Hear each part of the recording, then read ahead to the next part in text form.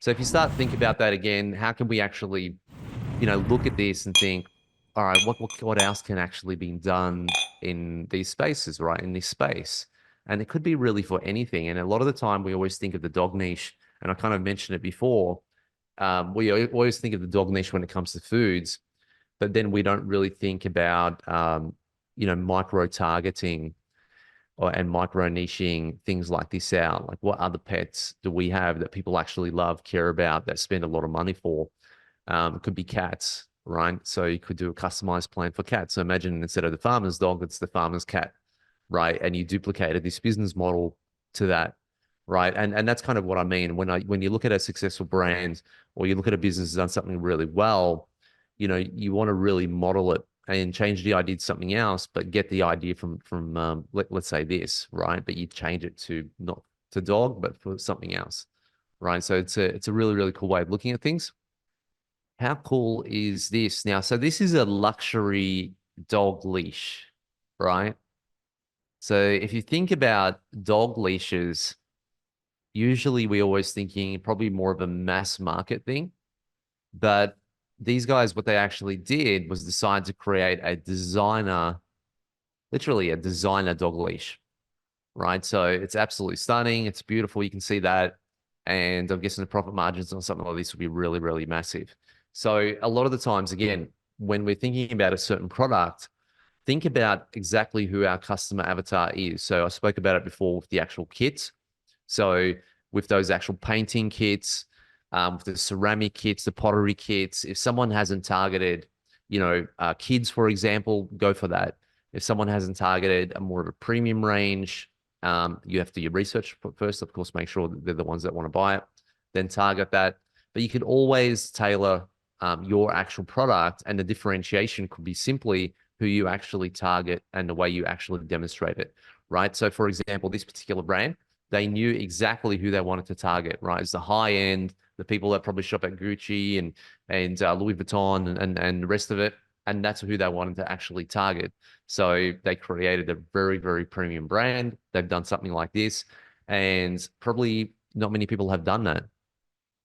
So I think again, this could be a very, very good idea in terms of, if you think about a product that you actually have, how can you really elevate it and target that market? You'd be able to sell it more, right? Because there's obviously a lot more care involved in it. You're probably going to have like a leather bag that goes inside the collar. You're probably going to have a beautiful gift box with some really great, a nice warranty, of course. You probably have a lifetime warranty or something like that, right? But again, really, really cool idea.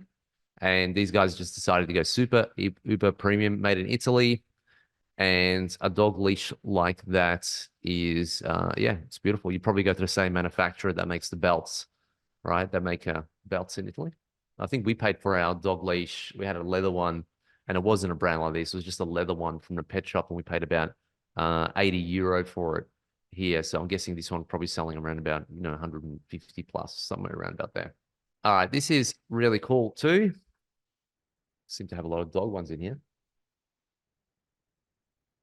So we all know the AirTag. If you don't know it, basically it helps you track your dog. So basically what they did was they created a collar for the AirTag, right? Super, super cool idea. Very, very simple idea, but I think it's just absolutely brilliant. So for example, where we live now, we're definitely going to be getting Shelby one of these because we need to know where he is, because we're on quite a large property. But it's something that is basically just fits into another product, right? So the AirTag is something small. It can fit into this, and it's basically just being put into here. So, all right, so let's go to the next one is a talk about a different spin on a dog for basically dog food. This is a pate for dogs. Has anyone actually seen anything like this in Australia? There's still a lot of things in Australia that are really kind of catching on. I kind of find there are so many products here in Europe that we still don't have in Australia yet.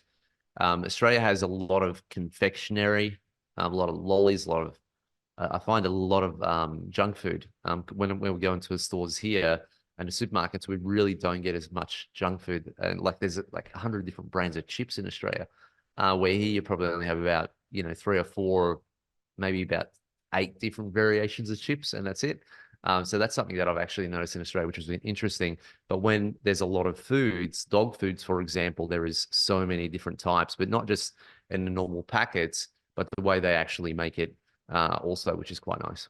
Again, I kind of, for me, I think, this is a really, really great niche. I think the dog niche is awesome, and there's so many ways that you can kind of do it. And you look at how many people actually have a dog in Australia, how many people actually spend money on dogs, and then you pick a little micro niche, like one little thing that you do really, really well. It could be a collar, it could be a dog vest, it could be any popular dog product, right? It could be just a single ball, right? Literally a single ball that has variations, and you put your story behind it, why you created that ball, and you put it out there, right? And that's kind of really what you want to think about when you're looking at these kind of big niches, like something like a dog niche. If you think about it, it's impossible to have a huge dog brand that sells everything, right? Sells food, sells leashes, sells bowls, sells, wee pads, whatever it is. You shouldn't be using them, I don't think, but whatever it is. So basically just focus on one particular product in a particular niche that sells really, really well and become really, really good at it, right? And that's really the whole idea of this. Okay, so this is a completely different business idea, or kind of a work from home idea, but basically this person makes different types of crafts and she custom makes them. So it's just very, very simple things like this cool. It's like a ravioli. She basically does biscuits, and look at the amount of people liking it, right? It's absolutely crazy, right? How many people actually like, her stuff.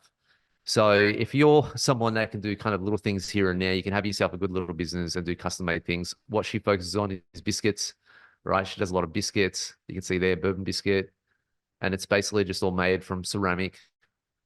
And I think it's just a stroke of genius, to be honest. But then you can also, if you kind of think about it, right, from an idea point of view, if we know that this particular one here had 331,000 likes, right? This actual biscuit, right?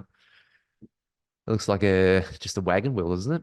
Oh, I love wagon wheels. So basically, if you look at something like this, then you think about, okay, well, maybe I can, if I know that this kind of ceramic biscuits decor is quite cool, maybe I can kind of create my own and mass produce it, right? Where you could actually sell it as a bundle with a coffee mug, right? And now you wouldn't obviously take her design, you'd make a different biscuit, right? But you could actually think of getting ideas from people like this, right? So we know that this is really hot in demand. 331,000 people liked it. Can we recreate this?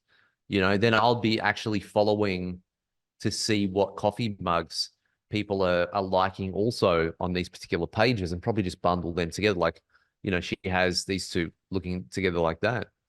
Right. So again, you can get ideas from these arts and crafts and recreate them in a way that can appeal to the masses, right? If you wanted to do that. And again, you're focusing just purely on that niche. When I say masses, right? Arts and crafts usually one person at a time.